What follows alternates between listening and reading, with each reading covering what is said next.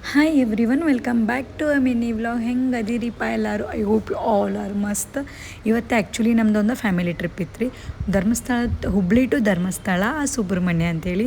So ಆ family ಟ್ರಿಪ್ಪಿಗೆ morning ಎಲ್ಲರೂ ಸೇರಿ, ಲೇಡೀಸ್ ಎಸ್ಪೆಷಲಿ ನಾವು ಫ್ಯಾಮಿಲಿ ಎಲ್ಲ ಲೇಡೀಸ್ನ ಹೋಗ್ತಿದ್ವಿ. ಸೊ ಟ್ರೈನ್ನ ಇಟ್ಕೊಂಡು ಹೋಗಿದ್ವಿ ಲೇಡೀಸ್ ಮುಗಿದಾಗ. ಅಲ್ಲಿಂದ ಸೀದಾ ಕಡೂರಿಗೆ ಹೋದ್ವಿ. ಕಡೂರಿಂದ ಶ್ರೀ ಧರ್ಮಸ್ಥಳ ಬಸ್ ಹತ್ತಿದ್ವಿ. ಅಲ್ಲಿಂದ ಆ ವ್ಯೂ ಅಂತೂ ಅಲ್ಟಿಮೇಟ್ ಐತ್ರಿ. ಅದ್ರ ಬಗ್ಗೆ ಅಂತೂ ನೋ ಕಮೆಂಟ್ಸ್. ಮಸ್ತ್ ಐತಿ. ಚಾರ್ಮುಡಿ ಘಾಟ್ ದಾಟ್ಕೊಂಡು ಹೋಗೋದು ಒಂದು ದೊಡ್ಡ ತ್ರಾಸಾಗಿರ್ತದೆ. ಅಲ್ಲಿಗೆ ಹೋಗಿ ಎಲ್ಲರೂ ಆಮ್ಲೆಟ್ ಹೊಡೆದಿದ್ರು. ಆಲ್ಮೋಸ್ಟ್ ಅವ್ರು ಎಲ್ಲರೂ ವಾಮಿಟ್ ಮಾಡಿದ್ರೆ, ಸುಸ್ತಾಗಿಬಿಟ್ಟಿದ್ರೆ. ಸೊ ರೂಮಿಗೆ ಹೋಗಿ ರೆಸ್ಟ್ ಮಾಡಿ ಫ್ರೆಶ್ ಅಪ್ ಆಗಿ ಮತ್ತು ಚೊಕ್ಕ ರೆಡಿಯಾಗಿ ಸೀದಾ ದರ್ಶನಕ್ಕೆ ಬಂದ್ವಿ ರೀ. ಯಾಕಂದರೆ ಇವತ್ತು ಎಷ್ಟೊತ್ತಿದ್ರು ನಮ್ಮದು ದರ್ಶನ ಆಗಬೇಕಿತ್ತು. ನಾಳೆ ನಾವು ಸುಬ್ರಹ್ಮಣ್ಯಕ್ಕೆ ಹೋಗೋದಿತ್ತು. ಸೊ ಎಲ್ಲರೂ ಚೊಕ್ಕ ರೆಡಿಯಾಗಿದ್ವಿ.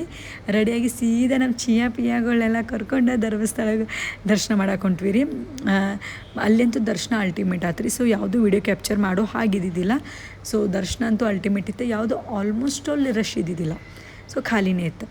ಎಲ್ಲರೂ ದರ್ಶನ ಮುಗಿಸ್ಕೊಂಡು ಸೀದಾ ನಾವು ಗೊತ್ತಲ್ರಿ, ದರ್ಶನ ಮುಗಿದ್ಮೇಲೆ ಊಟಕ್ಕಂತೂ ಮಿಸ್ ಮಾಡೋಂಗೇ ಇಲ್ಲ. ಸೊ ನಮ್ಮ ಚಿನ್ನಿ ಅಂತೂ ಪಾಪ ಅದ ಊಟ ಮಾಡಾಕತ್ತಿತ್ತು ಅಷ್ಟು ಚಂದ.